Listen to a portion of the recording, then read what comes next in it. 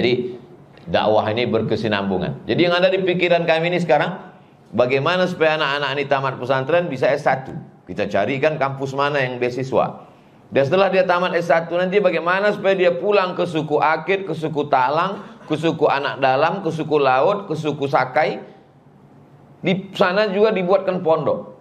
Lalu kemudian gaji pokoknya, seperti kita bisa menggaji sekarang anak-anak di Bagan Benio 2,5 juta, 2 juta. Dibuatkan kelasnya, dibuatkan rumah dinasnya, supaya jangan sampai dia pulang nanti menumpang di rumah mertua, hilang harkat martabat kehormatan harga dirinya. Jadi begitu bangganya pulang, aku S1, murid Ustaz Abdul Somad. Alah kau numpang rumah bapakku, kata istrinya. Nah, jadi ini pikiran kita semua. Jadi pikiran kita ini, otak kita ini, kalau kita tidak ajak dia untuk memikirkan agama, dia akan memikirkan yang lain.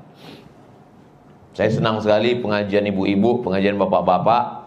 Ibu-ibu, saya bilang, kalau pikiran ibu-ibu tidak diajak untuk berpikir bagaimana memikirkan pesantren, anak yatim, doa pak, gratis, tahfiz Quran, maka pikiran ini nanti akan berpikir untuk yang lain-lain. Maka jangan heran kalau kita pergi melihat ke mall di mana melihat orang yang pakaian norak, aksesoris. Itu karena pikiran itu tidak diajak untuk memikirkan agama. Akhirnya dia ingin terus. Rambut sudah dicat satu warna, ingin 3 warna, merah, kuning, kelabu.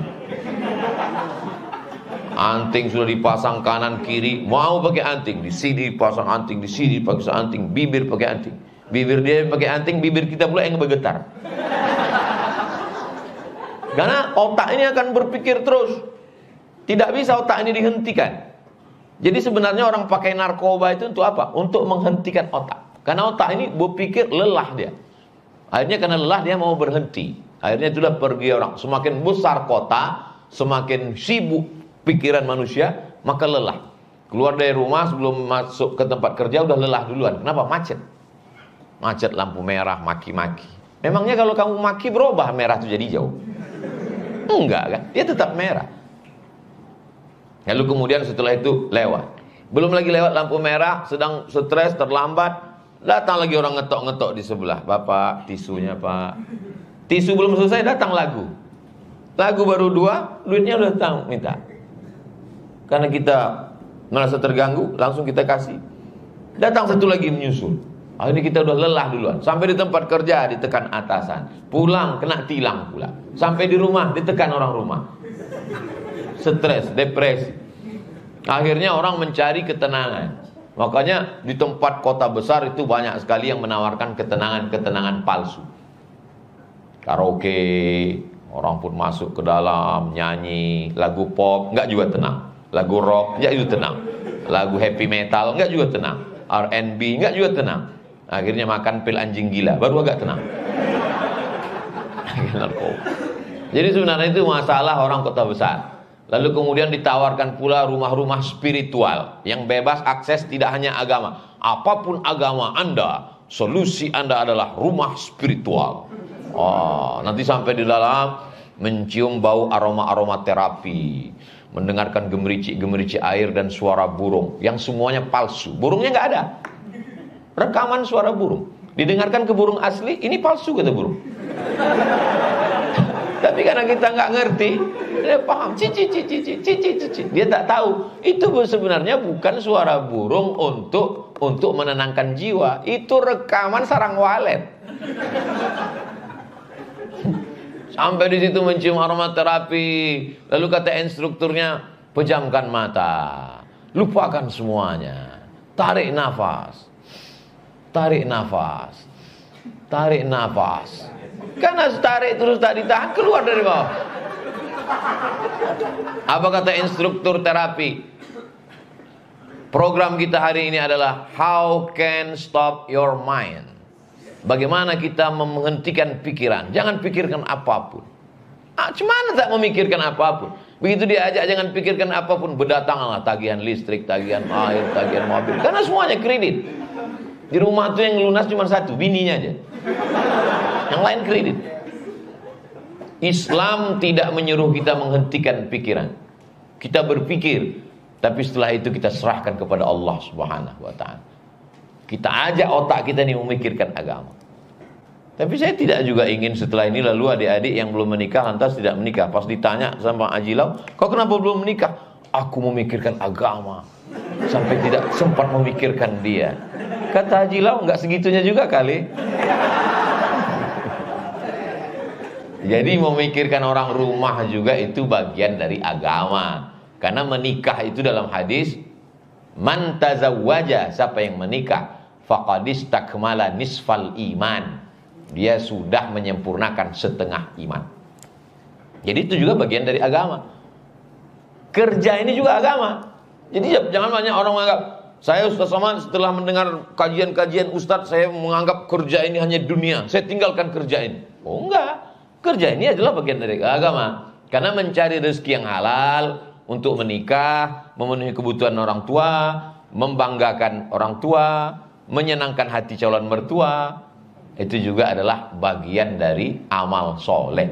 Itu masuk dalam kategori illalladzina amanu wa amilus solihat. Itu amal soleh. Bahkan menikah itu pun amal. Tapi pahami kalimat saya ini, jangan dijelaskan sendiri.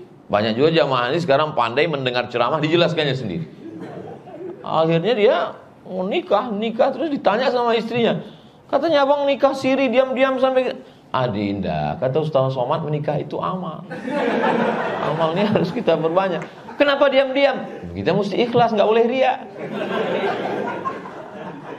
Jadi banyak sekarang yang ketawanya nyusul belakangan itu lama pahamnya.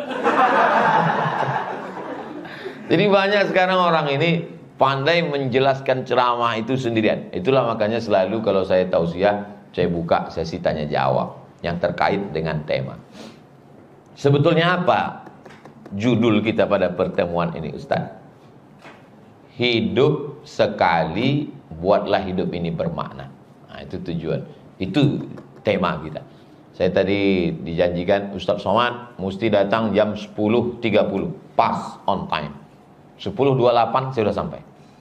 Sampai sini 10.30. Karena saya tahu ini berhadapan dengan Haji Lau, mereka inilah orang-orang yang on time. Beda kalau di masjid. Di masjid kita udah duduk baru diumumkan, jamaah Ustaz sudah nunggu setengah jam. Dan kawan-kawan on time. Dan kita sebagai seorang muslim diajarkan on time. Kalau sudah jam 5 kurang 10 waktu Pekanbaru, mau tidak mau, suka tidak suka, azan berkumandang. Kalau sudah masuk jam 6:25, mau tidak mau, waktu subuh sudah habis. Alhamdulillah Ustaz Somad, anak saya ini dulu memang gak tamat pesantren, gak sholat, tapi setelah mendengar ceramah Ustaz Somad, Masya Allah, tabarakallah, mau berangkat kerja, saya tengok dia sholat duha. Dulu sholat subuh pun enggak, sekarang sudah sholat duha. Tapi ada yang agak unik Pak Ustaz. Kenapa? Saya tengok dia baca kunut waktu duha. Kira-kira itu mazhab apa ya Pak Ustaz? Itu namanya mazhab kesiangan, Bu. Alhamdulillah Ustaz Somad, anak saya ini dulu enggak sholat, setelah sering dengar ceramah Ustaz Somad di tabung wakaf official itu, sekarang sholatnya Masya Allah. Sholat apa Bu? Sholat Jumat. Inna awwala ma yuhasabu bihil abdu yaumal qiyamah. Yang pertama kali dihisab, dihitung nanti pada hari kiamat adalah sholat. Masa depan kita sesungguhnya itu sholat. Masa depan menikah, punya anak, bekerja, itu masa depan. Tapi ada di atas itu semua bagi orang yang beragama adalah sholat. Itulah masa depan kita. Sebagaimana yang tertulis, I am future ready. Saya siap untuk masa depan. Masa depan yang mana? Masa depan sekedar hidup ini sementara. Selesai kuliah 25, nabung 2 tahun 27, menikah 28, punya anak 30, 40 anak tamat SD, 50 anak masuk kuliah, 55 anak menikah, pensiun. Alhamdulillah Pak Ustadz, sudah saya siapkan kos-kosan. Berapa banyak? 100 pintu. Wow, amazing. Baru pintunya aja Pak Ustadz. Dulu orang umurnya bisa panjang. Sekarang semua makanan kita jadi penyakit. Kenapa? Karena kolesterol, Karena gula. Masuk gula ke dalam darah, darah membeku. Dimakan obat pengencer darah, datang penyakit pinggang, gagal ginjal. Satu-satunya makanan yang masih sehat hari ini adalah salalawa.